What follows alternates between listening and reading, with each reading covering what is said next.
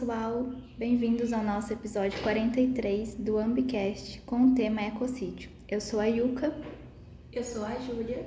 Eu sou a Helena. E eu sou a Gisela.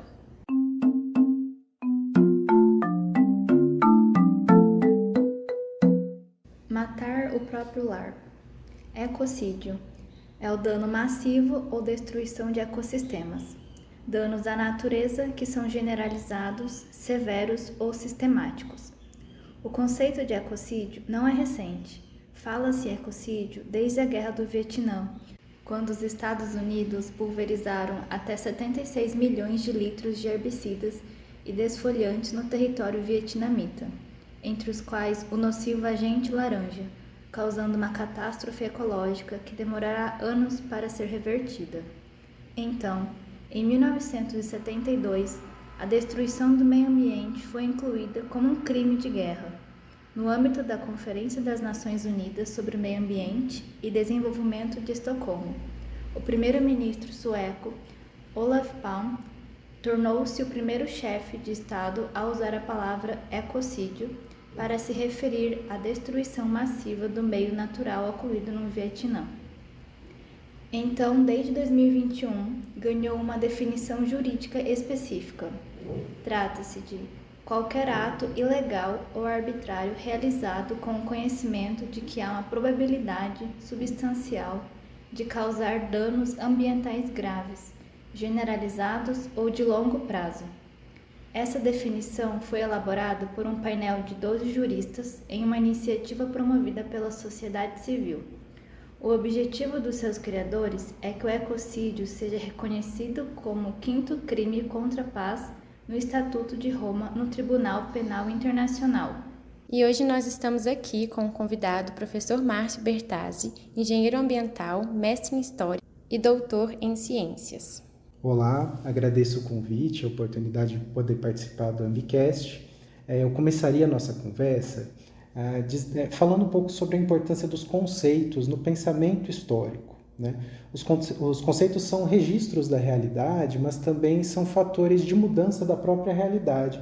É assim que interpreta um historiador alemão muito importante, que é o Koselleck.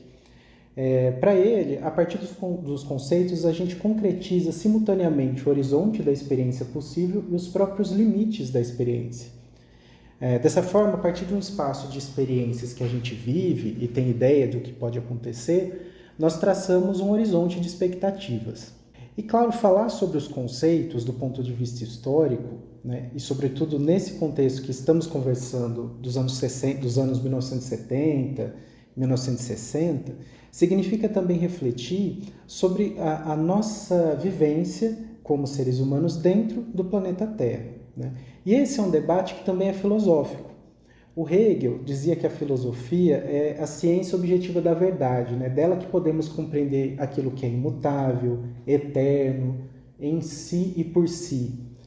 Ele dizia que filosofia era conhecer por conceitos, mas a história também se vale de conceitos, né? E o próprio Hegel previu um objetivo não menos importante, né? A história como aquilo que registra as mudanças, as permanências, as múltiplas e nem sempre previsíveis substituições.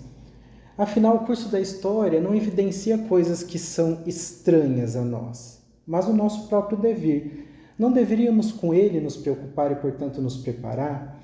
É por isso que nos anos 60, nos anos 70 do século que nos precede, fervilharam conceitos preocupados com esse devir, sobretudo com esse devir ambiental. Era muito comum nesse contexto histórico nós falarmos sobre a crise ecológica, né, que se desenvolveu em muitos outros tipos de crise, né? Um economista muito famoso, Inácio Sachs, que faleceu no ano passado, criou um conceito muito importante de ecodesenvolvimento. E a partir desse conceito, muitos outros conceitos foram ressignificados e detiveram outras formas.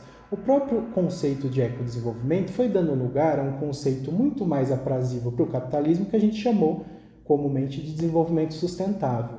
Ao mesmo tempo, outros conceitos passaram a competir com esse. Então, em algum momento, sobretudo a partir de Estocolmo, em 72, o conceito de desenvolvimento sustentável passou a competir pelo conceito de sustentabilidade. Ambos conceitos falando sobre limites planetários, mas de perspectivas ideológicas e de praxes diferentes. Ainda hoje, muitos outros conceitos têm sido pensados para falar sobre essa crise que vivenciamos. O capitaloceno, o plantationceno, o antropoceno, inclusive conceitos que dão uma guinada brusca na forma de pensar, como os conceitos contracoloniais, como o conceito de confluência do Antônio Bispo de Santos. E, claro, outros conceitos foram se apresentando quase que opostos à degradação ambiental que estava sendo estabelecida ao longo do tempo. Um desses conceitos, que foi tomado sobretudo do ponto de vista do direito internacional, é o conceito de ecocídio. Agora que a gente já entendeu um pouquinho sobre os principais conceitos do ecocídio, professora, a gente gostaria de entender por que é importante que o ecocídio seja reconhecido como um crime hoje. Muito bem. É importante que o ecocídio seja pensado dentro das legislações internacionais, porque a criminalidade ambiental ocupa o 4º lugar no âmbito internacional de atividades econômicas ilícitas. Esse ranking varia de estudo para estudo, mas basicamente esse tipo de criminalidade, contra o meio ambiente está atrás do tráfico de drogas, do tráfico de pessoas e de objetos falsificados. A categoria do crime ambiental entra numa tipologia que a gente chama de baixo risco e alto lucro. E a definição de criminalidade ambiental, ou ecocriminalidade, como dizem alguns autores, é justamente aqueles crimes que ameaçam ou prejudicam o meio ambiente, que tenham ou não repercussões sobre os seres humanos. Existe uma espécie de escala para esse tipo de crime de acordo com cada país, porque a legislação muda de país para país. Então a gente tem crimes mais comuns, como a caça furtiva, até o maior deles, que seria o ecocídio. Uma discussão dentro do direito internacional é que as legislações nacionais parecem estar ainda pouco adaptadas para lidar com a criminalidade ambiental, em razão especialmente do seu caráter transnacional.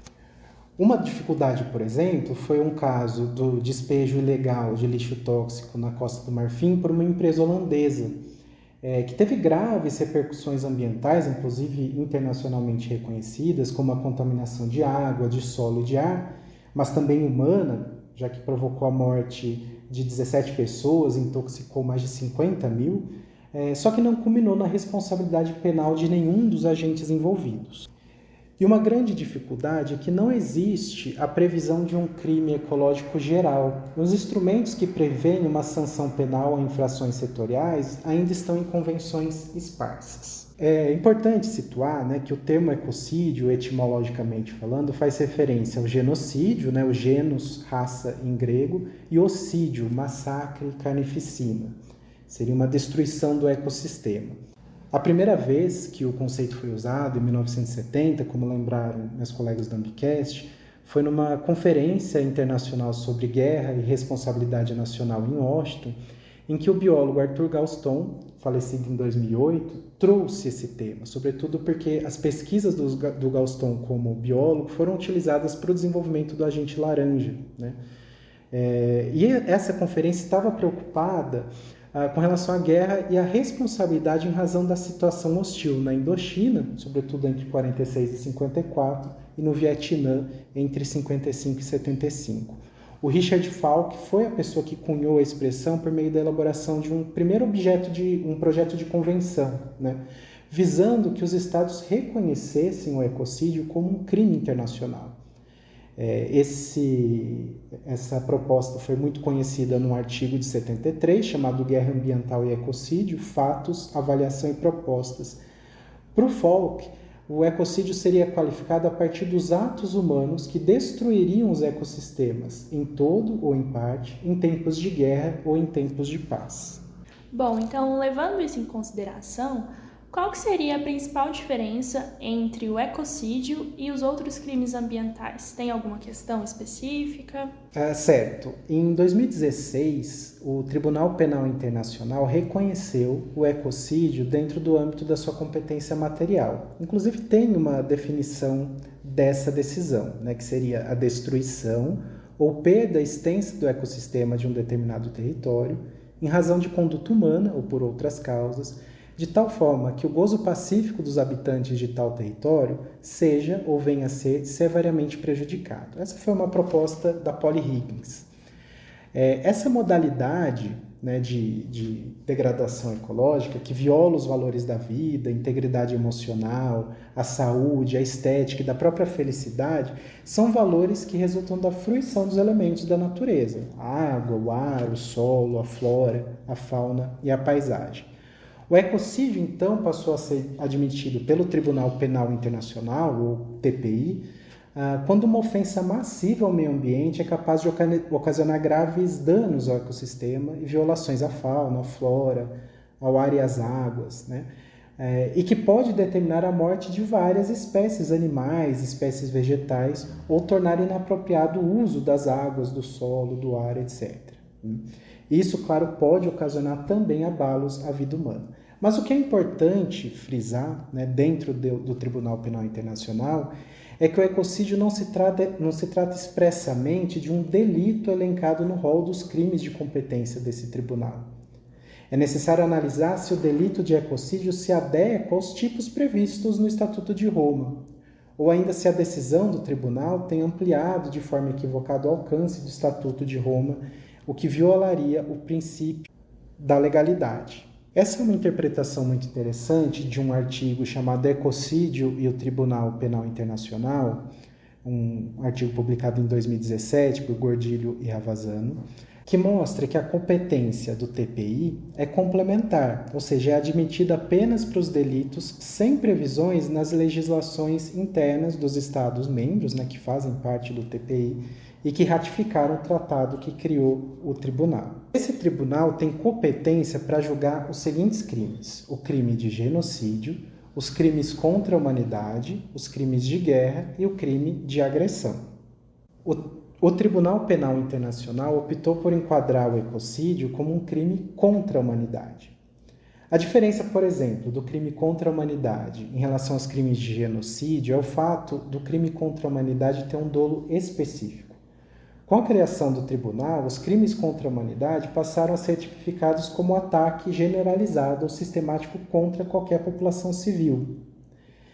Para a configuração dos crimes contra a humanidade, é necessária uma intencionalidade especial, além do próprio dolo, né? A consciência de quem pratica a ação de que participaram de um ataque. Como o meio ambiente ecologicamente equilibrado é um direito fundamental, sobretudo na legislação brasileira, né, que fala que todos têm direito ao meio ambiente ecologicamente equilibrado, bem de uso comum do povo e essencial à sadia qualidade de vida, e impõe ao poder público e à coletividade o dever de defendê-lo e preservá-lo para as presentes e futuras gerações, a violação desse meio ambiente ecologicamente equilibrado se configura como uma grave violação aos direitos humanos. Assim, o ecocídio, dentro da visão do Tribunal Penal Internacional, poderia ser considerado uma modalidade de crime contra a humanidade. No entanto, vários pesquisadores, ativistas, etc., têm proposto que o ecocídio deva ser lido como um crime autônomo, porque para que a prática do ecocídio seja considerado como um crime contra a humanidade, a acusação deve provar que a conduta praticada foi um ataque generalizado ou sistemático que provocou um dano ambiental que resultou num grave comprometimento da saúde física ou mental de uma população. Isso, claro, fere a ideia de que o meio ambiente também tem direitos, né? Todos os elementos da natureza também estão sendo degradados. A Polly Higgins, que propôs em 2010 uma emenda ao Estatuto de Roma, prevendo expressamente no artigo 5º o crime de ecocídio, seria um quinto tipo de crime, né? Essa solução seria mais interessante porque ampliaria o próprio Tribunal Penal Internacional, né, reprimindo o ecocídio por danos ao próprio meio ambiente, dependente dos danos à saúde física ou psíquica dos seres humanos. É importante situar, né, que, finalmente, o Estatuto de Roma não prevê a responsabilização das pessoas jurídicas, mas somente de pessoas individuais, o que termina por garantir a impunidade das empresas que podem ser utilizadas para a prática de tais delitos e do próprio Estado, né, mesmo quando constatada a participação decisiva nesse tipo de delito. Por isso que vários autores, como os autores desse artigo que eu citei há pouco, demandam a aprovação de uma emenda específica para o crime de ecocídio e não vinculá-lo apenas a um crime contra a humanidade. Além disso, é interessante esclarecer que no Brasil tramita no Congresso Nacional o projeto de lei número 2787 de 2019 sobre o crime de ecocídio. A justificativa do projeto menciona as tragédias de Mariana, que aconteceu em 2015, e de Brumadinho em 2019, que demonstraram a ineficiência da legislação penal para punir o crime de ecocídio. Por que esse tipo de ação é importante? Sim, esse tipo de ação e outros conjuntos de ações são igualmente importantes, né? É importante considerar, em primeiro lugar, situando aqui talvez um sociólogo muito importante brasileiro, chamado Darcy Ribeiro, ele dizia que o Brasil, historicamente, foi uma máquina de moer pessoas. Quando a gente passa a estudar um pouco mais a história do ponto de vista do meio ambiente, é uma área que eu insiro, né? História ambiental, história ecológica, seja como for, a gente vai descobrindo que não só no Brasil, mas em toda a América Latina, essa máquina não moeu só pessoas, moeu simultaneamente pessoas e natureza, pessoas e meio ambiente. O Eduardo Galeano, que foi um jornalista e escritor uruguaio falecido em 2015, tem um importante trabalho, inclusive, de 2005, que saiu numa coletânea do Observatório Social da América Latina, e que o título desse artigo Não é suicídio, é genocídio e ecocídio. Nesse artigo, ele falava que essa ideia da culpabilização individual a respeito da destruição da natureza, como se todos nós fôssemos responsáveis pela degradação ou pelas mudanças climáticas, seja como for, é uma generalização que só faz com que, se todos somos responsáveis, no fundo ninguém seja. Se 20% da humanidade comete 80% ou mais das agressões contra a natureza, um crime que os assassinos chamam suicídio, e é a humanidade inteira que paga as consequências da degradação da terra, intoxicação do ar, envenenamento da água, que objetivo tem culpabilizar individualmente as pessoas, né?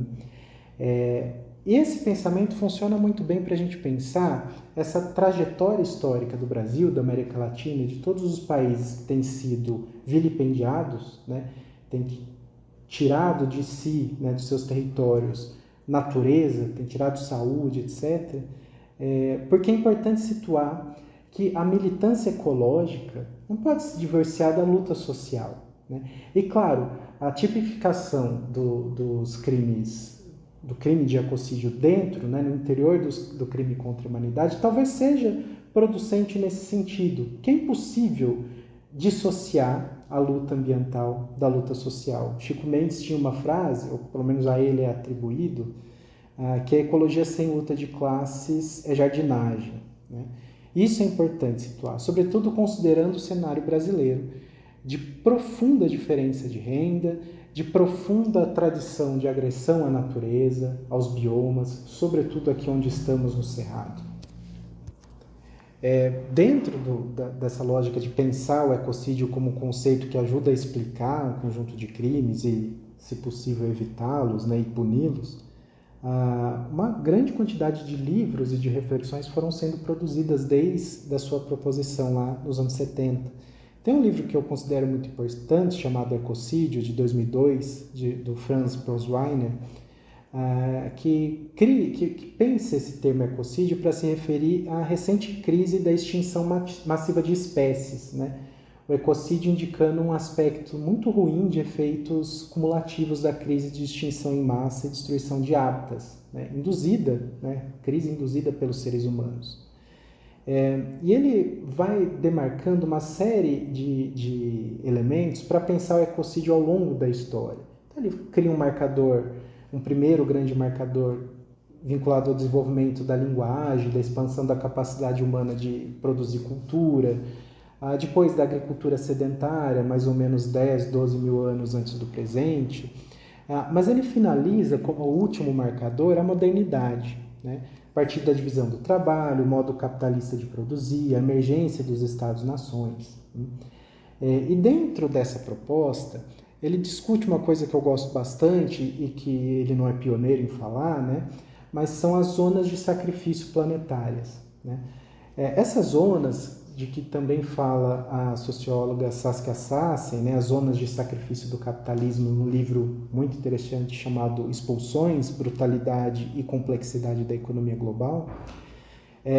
Essas zonas de sacrifício são muito importantes para a gente pensar que, sobretudo a partir do século XX, né, por conta dessas ações forjadas e intencionais contra a natureza, a gente tem zonas do planeta que vão sendo transformadas em algo que não natureza, algo que não um lugar de moradia de animais, de espécies animais, vegetais, inclusive de da espécie humana. Né?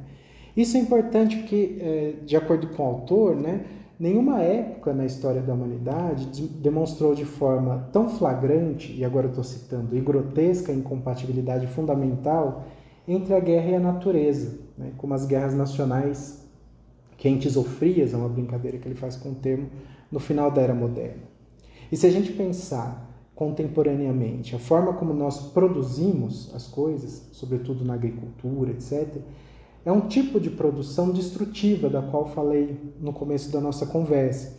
É uma produção de ataque ao solo, de ataque ao ecossistema, de redução drástica da diversidade que existe, né, no ecossistema. Então, quando a gente fala de ecocídio, estamos falando também dessa delimitação e quase separação, segregação das espécies que conviveram por milênios juntas, né?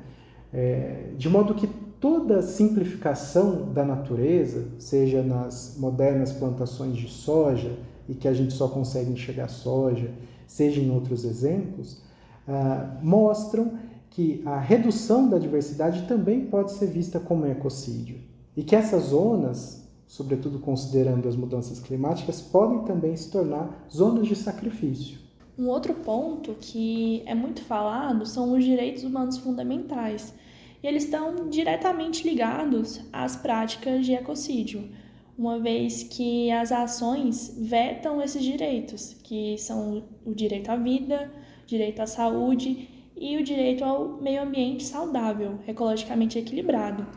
Então, quando a gente tem essas ações, principalmente o direito à vida, ele é banalizado, o direito ao meio ambiente, uma vez que a gente tem destruição, questões com potabilidade de água, segurança alimentar.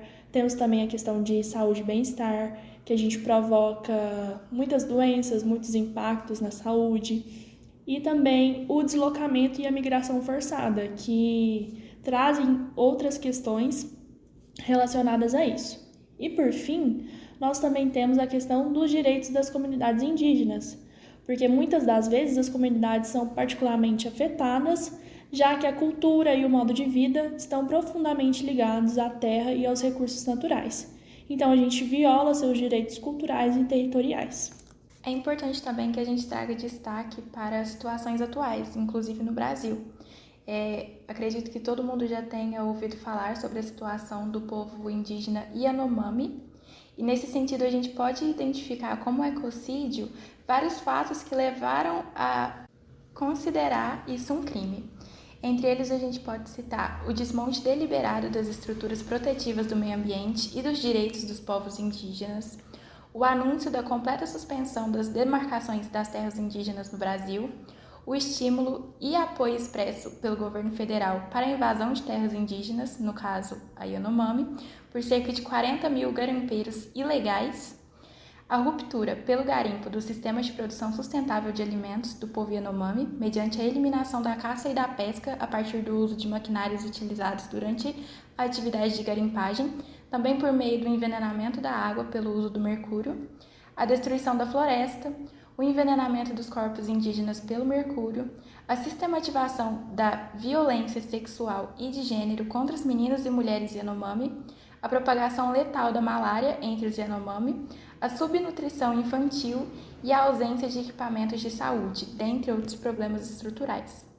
O aumento do ecocídio também é causado pela dominação de fatores econômicos e desigualdades sociais. A devastação do ambiente natural provoca alterações climáticas, déficit de terras aráveis e, consequentemente, escassez de alimentos.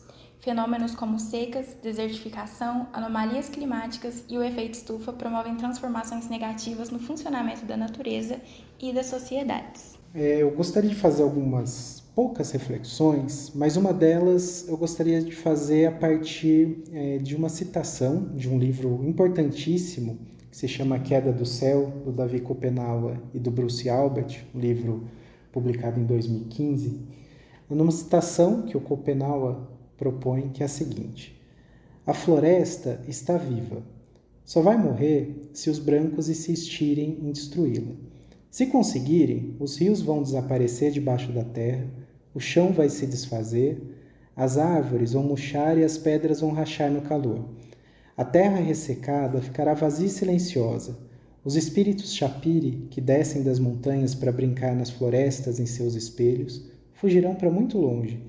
Seus pais, os xamãs, não poderão mais chamá-los e fazê-los dançar para nos proteger. Não serão capazes de espantar as fumaças de epidemia que nos devoram.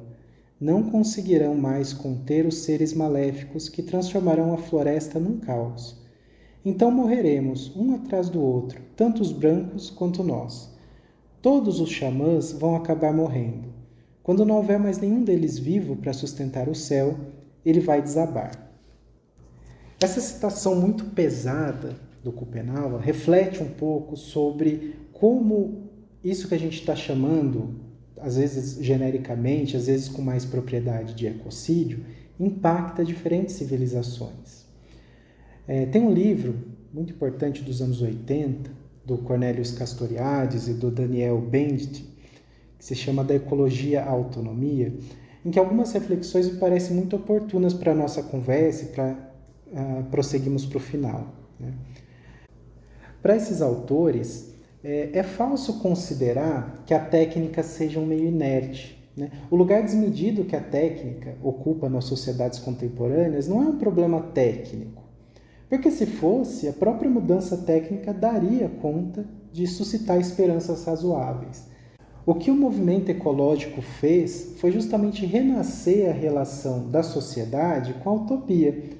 A utopia entendida como esse desejo de mudança, um horizonte de nossas atividades, dentro daquilo que eu havia falado, nesse espaço de experiências que têm sido muito infortuitas, com muita degradação ambiental e das pessoas, o horizonte de expectativas tem que considerar essa utopia, sem que a gente prejulgue a respeito da possibilidade de materialização efetiva dessas mudanças. O que os autores que eu acabo de citar falam é que uma sociedade ecológica profundamente autoritária é concebível, sobretudo quando se considera que o saber racional é pretensamente neutro. O sistema se mantém, dizem os autores, porque consegue criar adesão das pessoas àquilo que é. Mas toda adesão não é uma adesão, não é uma simples passividade. É uma adesão construída no saber técnico. Somos profundamente regidos pela técnica, essa autoridade do saber técnico.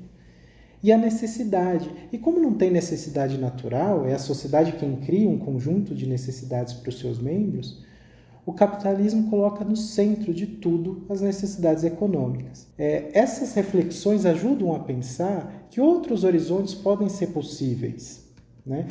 O movimento ecológico teria aparecido como um dos movimentos que tendem para essa autonomia da sociedade, enxergar na natureza, nos mecanismos naturais, formas em que a sociedade pode se espelhar, pode fazer com que novas formas de se relacionar consigo, enquanto espécie, e com a natureza, enquanto um conjunto de espécies animais e vegetais, possa ter um sentido melhor.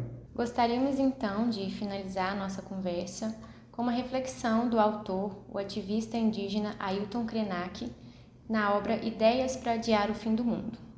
A conclusão e a compreensão de que estamos vivendo uma era que pode ser identificada como antropoceno deveria soar como um alarme nas nossas cabeças. Porque, se nos imprimimos no planeta Terra uma marca tão pesada que até caracteriza uma era que pode permanecer mesmo depois de já não estarmos aqui, pois estamos exaurindo as fontes de vida que nos possibilitaram prosperar e sentir que estávamos em casa, sentir até, em alguns períodos, que tínhamos uma casa comum que podia ser cuidada por todos.